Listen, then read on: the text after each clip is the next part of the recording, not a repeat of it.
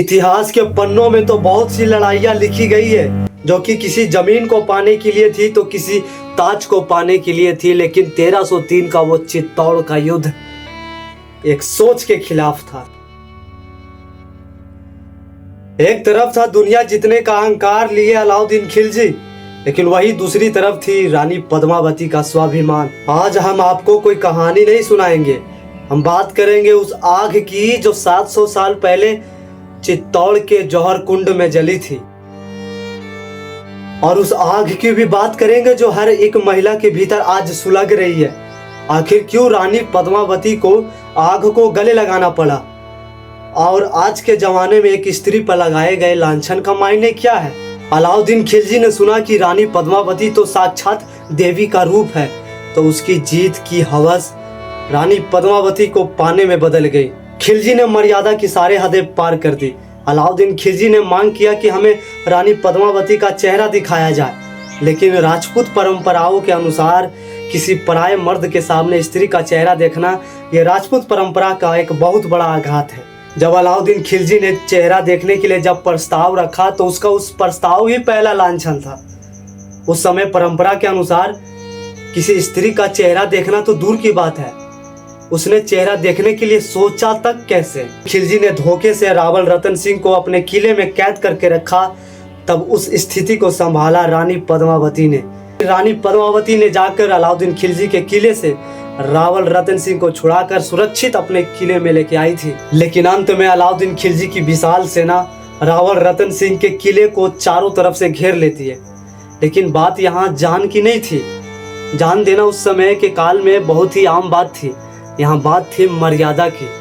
उस मर्यादा की बात कर रहा हूँ जो वीडियो के स्टार्टिंग में ही बताया था कि अलाउद्दीन खिलजी इस युद्ध को इसलिए जीतना चाहता है क्योंकि वो रानी पद्मावती को पाना चाहता है। समाज अक्सर ये पूछता है कि रानी ने मरना ही क्यों चुना, क्या वो भाग नहीं सकती थी। तो यहाँ पर एक और शब्द आता है लांछन। लांछन यानी वो दाग जो किसी स्त्री पर तब लगाया जाता है जब समाज की बात वो स्त्री नहीं मानती हो। जब एक लड़की रात को अपने घर देर से पहुंचे तो समाज उस पर लांछन लगा देता है। जब एक महिला समाज में अपने हक के लिए आवाज उठाती है तो समाज उस पर बदचलन कहकर लांछन लगा देता है। लांछन वो हथियार है जो किसी स्त्री की आत्मा को मारने की कोशिश करता है। रानी पद्मावती ने अपनी जान इसलिए दी थी क्योंकि उस दौर की मांग थी। उस दौर में एक स्त्री अपनी जान दे सकती है, लेकिन एक अनजान मर्द के सामने अपना घूंघट नहीं उघार सकती, ताकि इतिहास गवाह रहे कि नारी का सम्मान खरीदा नहीं जा सकता। सवाल यह है कि आज के लड़कियों को क्या करना चाहिए। क्या आज भी उनको जौहर कुंड की जरूरत है? इसका जवाब है बिल्कुल नहीं। आज का जौहर है अपने डर को खत्म करना। रानी पद्मावती ने अग्नि इसलिए चुना क्योंकि वो नहीं चाहती थी कि खिलजी उनका मर्यादा को छू सके। रानी पद्मावती ने राख बनकर इतिहास में अपनी जगह बनाई, लेकिन आज के लड़कियों को राख नहीं बनना बल्कि मसाल बनना है। लांछन के दाग आज भी लगाने वाले हैं, कल भी रहेंगे, लेकिन आपका स्वाभिमान आपकी अपनी जिम्मेदारी है, उसकी रक्षा स्वयं करें। याद रखिए, चित्तौड़ का किला आज भी खड़ा है ये बताने के लिए कि पत्थर ढह सकते हैं, साम्राज्य खत्म हो सकते हैं, लेकिन एक सच्चे चरित्र की गूंज सदियों तक अमर रहती है।